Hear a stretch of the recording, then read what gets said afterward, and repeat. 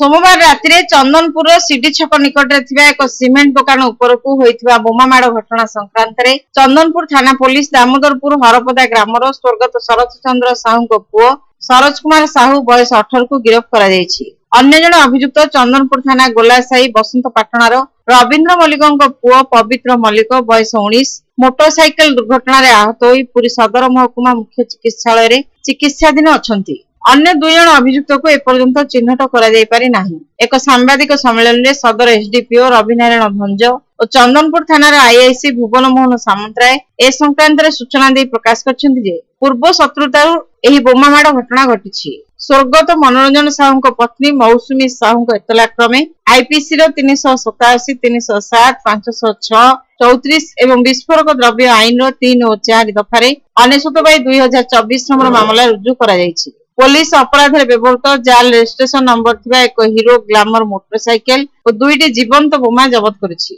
सेमाने प्रकाश करथिले जे 2018 मसिया अक्टोबर 24 तारिख रे एक हत्याकांड घटिथिला। सोमवार राति अभियुक्त माने सीडी छकरे थिबा सीमेंट दुकान उपरकू बोमामाड़ करी खसी पळाई जाउथिबा बेले घटनास्थल 200 मीटर दूर रे मोटरसाइकेल टी दुर्घटनाग्रस्त होइथिला। एथिरे जणे अभियुक्त पवित्र मल्लिक आहत होइथिला। अन्य जने अभियुक्त सरोज कुमार साहू को 23 तारिख सकाळ 7:30 बेले गिरफ्त करा जायछि। अभियुक्त मानकु जेरा करिवार जणा पड़छि जे सरोज साहू को बापा शरत चंद्र साहू को 2018 मसिया रे सीमेंट दुकान मालिक निरंजन साहू को उत्सुकतारे हत्या करा जायथिला। यार प्रतिशोध लेबा पई सरोज निज साथी मानक सह 2टी बाइक रे सीडी छक को जायथिले और बोमामाड़ करथिले।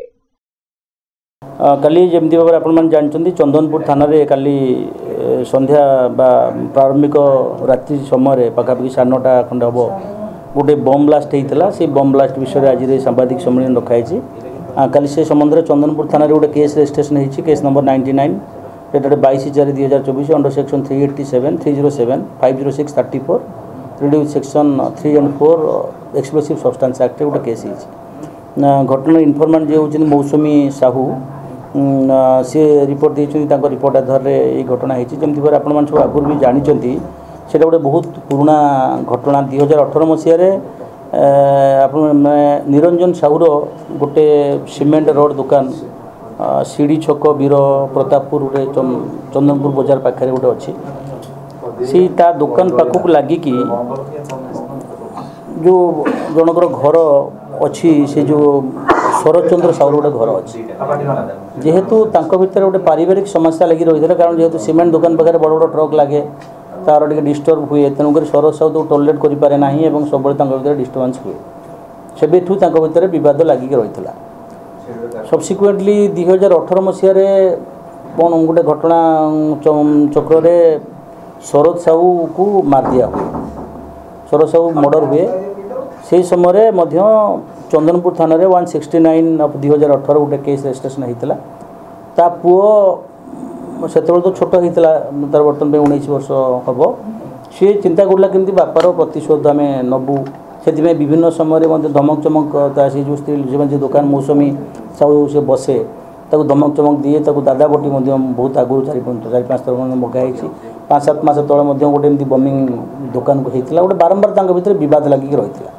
गतकाली 2-4 दिन पूर्व तार जहाँ अभियोग जे आम कमी दादा बटी मागुले गतकाली जाकि 9टा 9:30 2 जन पिला जाकि दुकान उपर को गोटे क्रॉड बम पकईले पकईकी से सेठू खसी चेष्टा करते सांगे जो एसोसिएट जनक थिला सी किंतु से केस रे किछि दूर गला पर एक्सीडेंट होला पर से पिलाटा पड़ीगला एवं धरी पकड़े स्थानीय लोक मैंने ये लोकटी से जगार छाड़ी पलि जाता। सब्सिक्वेंटली आम ताको अरेस्ट करूँ।